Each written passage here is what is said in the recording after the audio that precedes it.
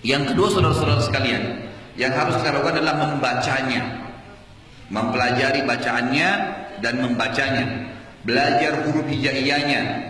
Ingat, salah baca, salah arti. Apalagi kalau anda yang jadi imam, tolong di Indonesia ini kadang-kadang tidak diperhatikan. Jadi imam tapi tidak tahu bacaannya benar atau salah gitu.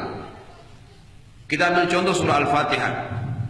Kalau anda baca, yang benar adalah alhamdu, haknya mengeluarkan angin dari sekitar mulut kita. Alhamdulillahi rabbil alamin, pakai ain. Oh, saya orang Indonesia Ustaz, tidak bisa fasih. Enggak, bedain aja antara hamzah dengan ain. Masa nggak bisa dibedain? Walaupun tidak bisa fasih benar nggak apa-apa, yang penting ada bedanya gitu kan. Masa nggak ada bedanya sama sekali? Kita coba lihat bahayanya kalau kita tidak membaca seperti yang diinginkan oleh Allah. Kalau kita baca alhamdu, artinya segala puji bagi Allah. Alhamdulillah rabbil alamin, segala puji bagi Allah gitu kan. Banyak orang di Indonesia ini karena dia mau dianggap dirinya fasih atau dia tidak tahu huruf hijaiyah, maka dia mengatakan alhamdulillah. Pakai huruf apa itu? Ha. Dari dada, seperti ihdina. Beda.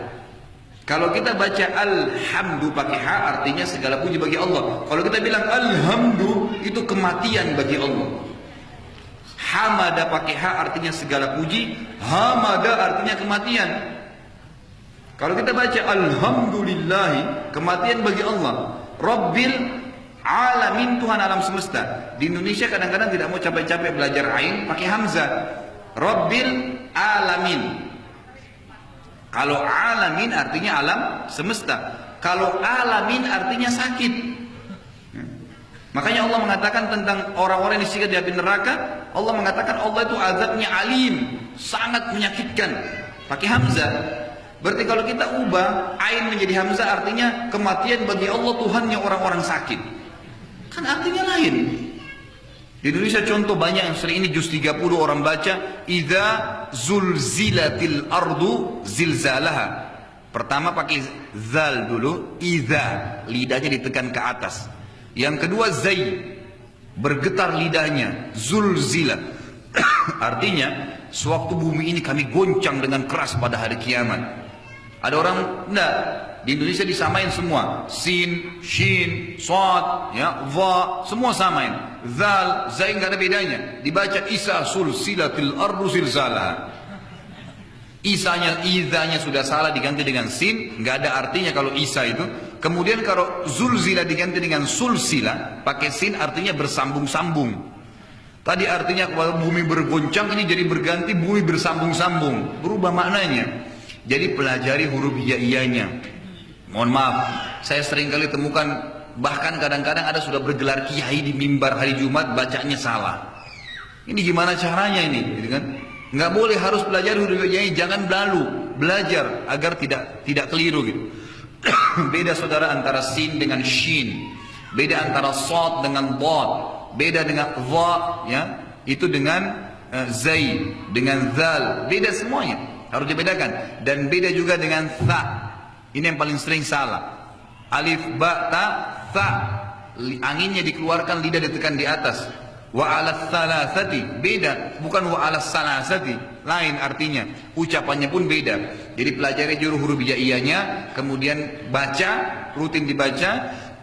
Ini seperti Allah katakan dalam surah Al-Alaq, dalilnya urutan 96 ayat 1, a'udzubillahi minasyaitonir rajim, iqra bismi rabbikal ladzi khalaq. Bacalah, kata para ulama, baca dengan bacaan yang Allah mau, bukan yang kita mau. Kalau ada dosen anda misalnya datang, orang barat, orang Inggris, dia bawa bukunya dalam bahasa Inggris, dia bilang coba baca buat saya. Lalu anda baca dalam bahasa Indonesia, dia terima nggak? Nggak bisa. Dia mau kita baca dalam bahasa Inggris, manusia mungkin dia marah, jangan, saya mau dalam bahasa Inggris yang tertulis di buku itu. Nggak, kita tetap baca bahasa Indonesia, nggak bisa. Al-Quran tidak kita samakan dengan Allah. Allah ingin kita pelajari dalam bahasa Arab, dia pelajari dengan bahasa Arab yang seperti yang Allah maukan.